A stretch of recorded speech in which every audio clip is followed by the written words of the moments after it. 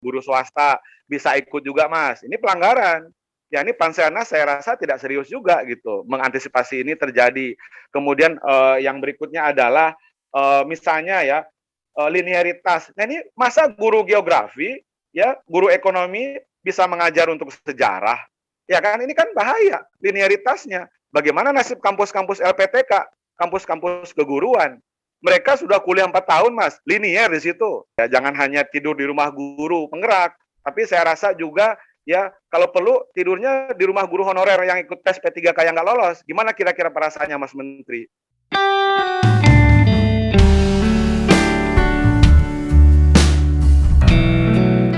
Afirmasi sudah kami suarakan jauh-jauh hari sebelum Mas Menteri membuat afirmasi yang tidak berkeadilan ini. Ya udah jauh-jauh hari. Nah, kenapa hanya 15%? Saya tidak tahu ya apa pertimbangan dari Kemdikbud, Kemenpan RB gitu.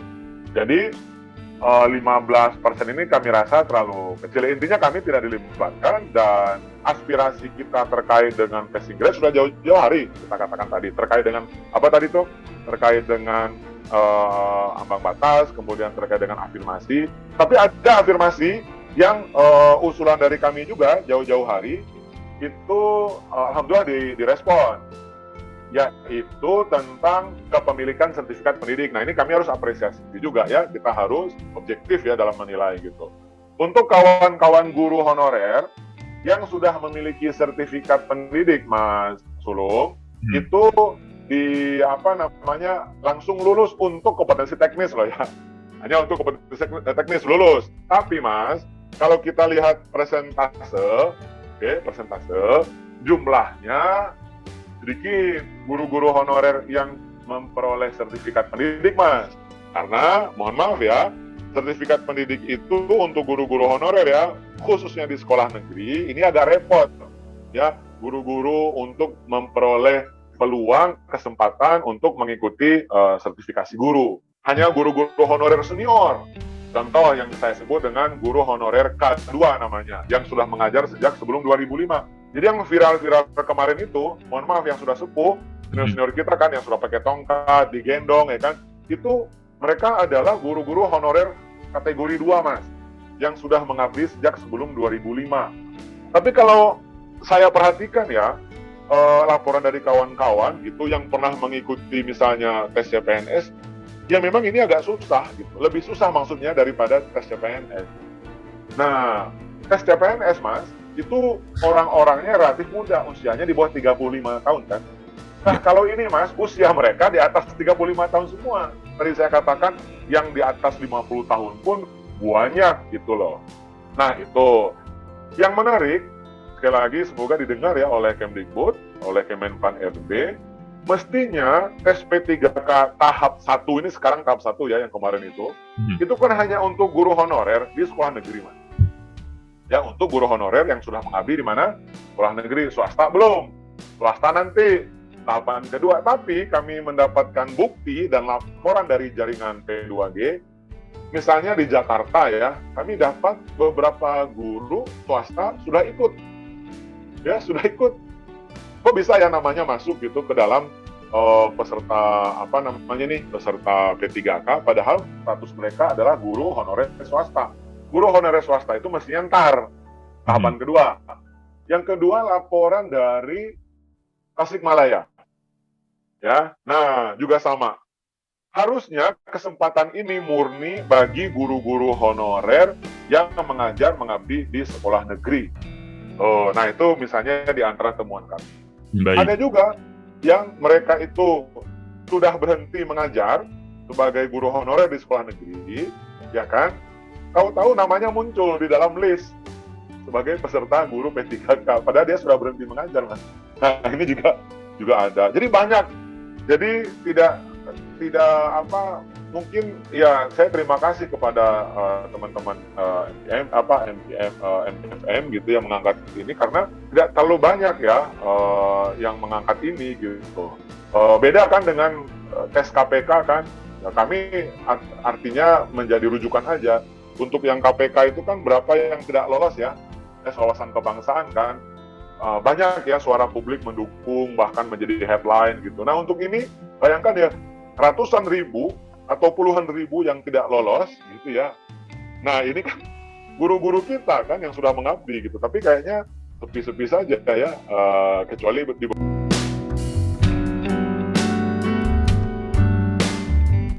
Oh ya, baik.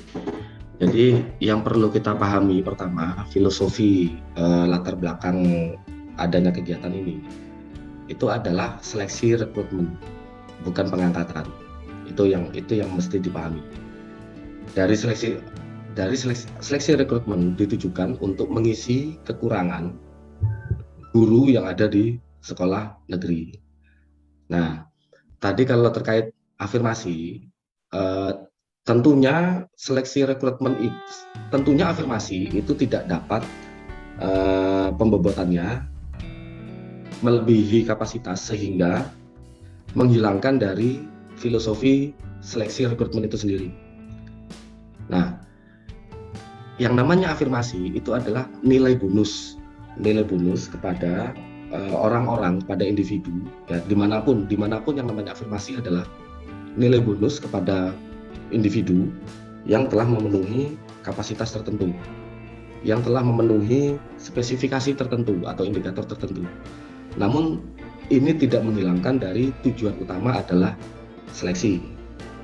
Gitu. Jadi kalau seandainya kita mau menyeleksi, ya berarti kita memilih orang-orang yang sesuai dengan apa yang kita mau. Gitu. Kita menyeleksi orang yang baik, nah berarti ada indikator-indikator kebaikan apa yang kita cari. Kita menyeleksi orang yang bisa berlari cepat, berarti ada indikator-indikator apa yang harus bisa dipenuhi. Nah ini kita menyeleksi orang-orang untuk menjadi pengajar di sekolah negeri. Itu intinya. Yang perlu dipahami, seleksi ASN saat ini berjalan serentak ya. Ada CPNS, ada P3K non guru. Jadi tenaga kesehatan itu juga sekarang sedang ada rekrutmennya yang non guru, dan ada P3K guru. Nah, kenapa P3K guru dipisahkan dari seleksi P3K yang lain? Jadi yang lain itu dibilangnya non guru. Kenapa? Karena yang lain itu adalah sama semua, mekanismenya sama, standarnya sama, sistemnya sama, semuanya sama, kecuali yang guru. P3K yang non guru, seleksi itu dibuka untuk formasi umum, semua orang bisa mendaftar.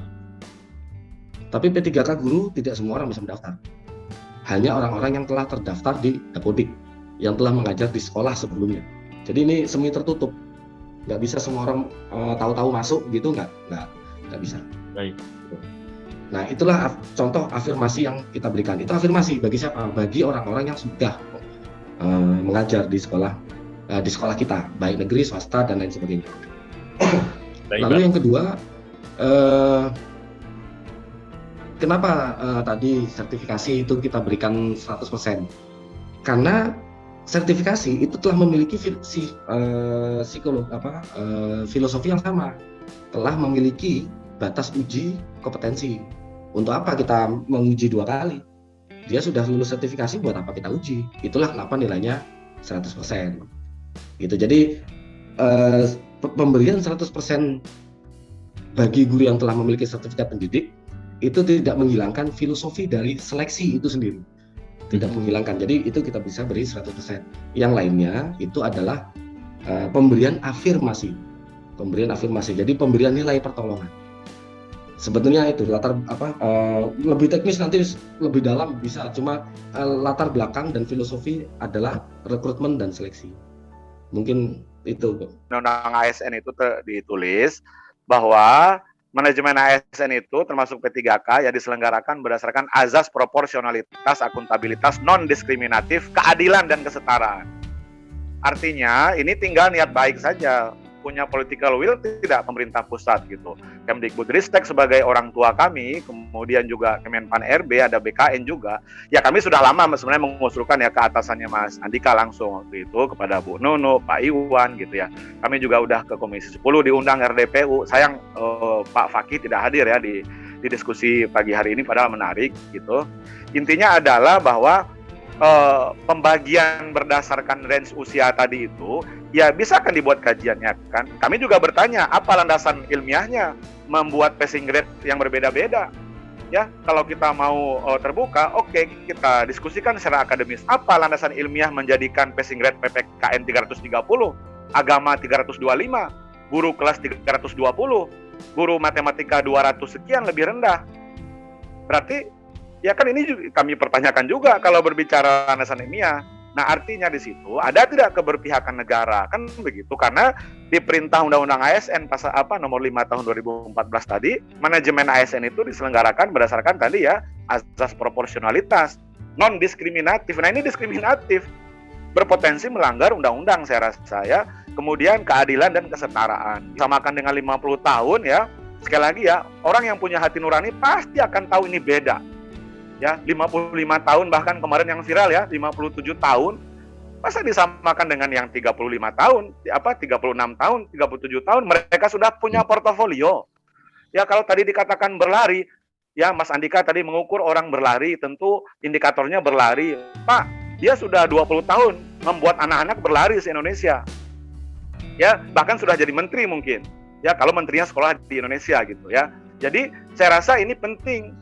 Diskriminatif ini, ya kan, non diskriminatif ini, keadilan kesetaraan ini. Nah, jadi sekali lagi kalau landasannya berpikir tadi bahwa kajian ilmiahnya tidak ada, kami juga bertanya apa kajian ilmiahnya 330 dan seterusnya tadi dibuka saja kepada publik begitu. Nah, jadi itu yang kami suarakan sudah jauh-jauh hari gitu kan. Padahal ini teman-teman guru ya bisa saja ya kita tahu membandingkan misalnya di era sebelumnya yang mereka diangkat ya, memang belum ada undang-undang ASN nomor 5 2014 kami tahu ya kan, walaupun sebagian juga dulu mereka diangkat apalagi yang K2, tapi kan masih ada sisa-sisanya kan untuk yang K2 misalnya, karena ini utang negara juga Mas, datanya ada tuh di Pak Bima ya di BKN, guru-guru K2 itu produk negara loh ya kan, bukan buatan sekolah loh. Nah, jadi kita sekali lagi mengurusi atau menyelesaikan persoalan guru honorer ini satu ya kan dengan bijaksana saya rasa.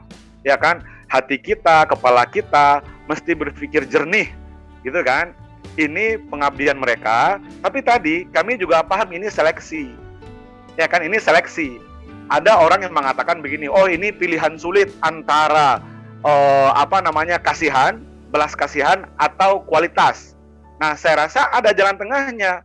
Kita harus berikan poin pengabdian tadi dengan wujud afirmasi yang berkeadilan, tapi juga seleksi, bukan kita menegasikan seleksi, Pak.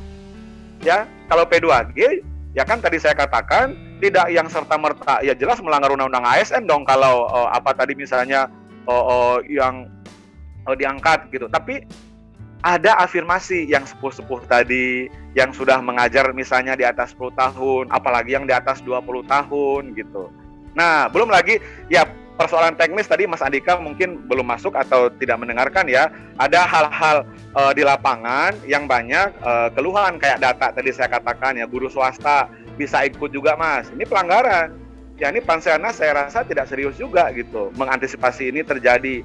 Kemudian yang berikutnya adalah misalnya ya linearitas. Nah ini masa guru geografi ya, guru ekonomi bisa mengajar untuk sejarah, ya kan, ini kan bahaya linearitasnya. Bagaimana nasib kampus-kampus LPTK, kampus-kampus keguruan?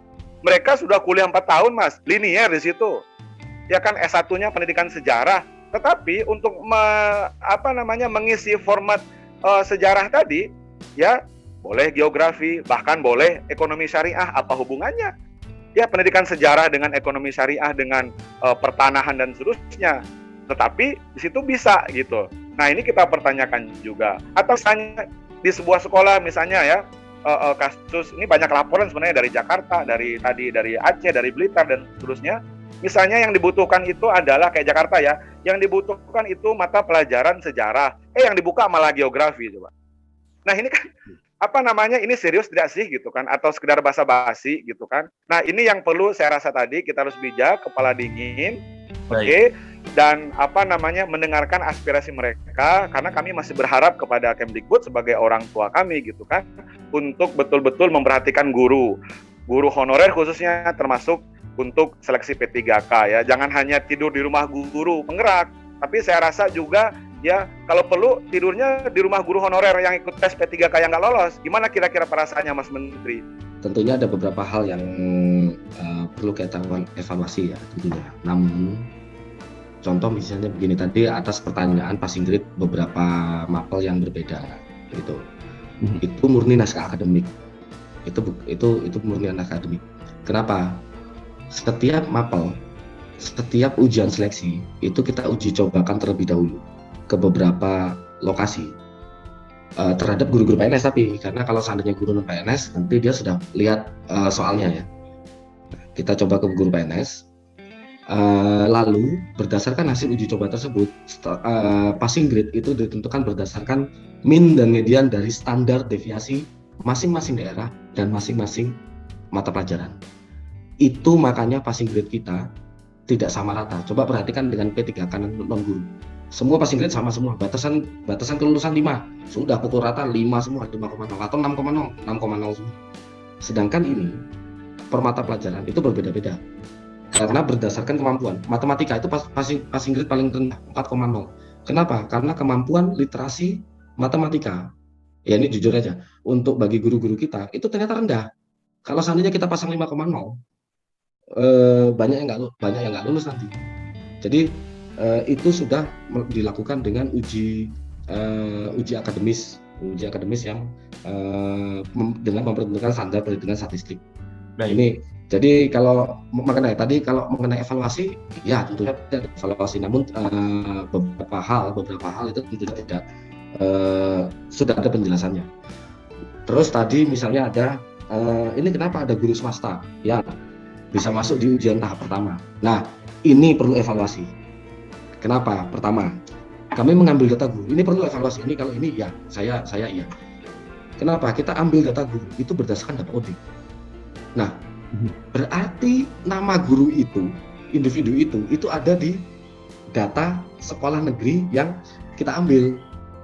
Nah, kenapa kok namanya ada di situ? Nah, ini kalau seandainya ini main salah-salahan, nanti dari Kemdikbud ke Pemda ke sekolah, ya semuanya jadi begitu. Cuman ini perlu evaluasi, ini memang perlu diverifikasi kembali.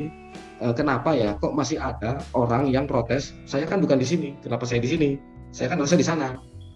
Ada yang protes loh, ini kan orang kita nggak kenal, kenapa ada di sini?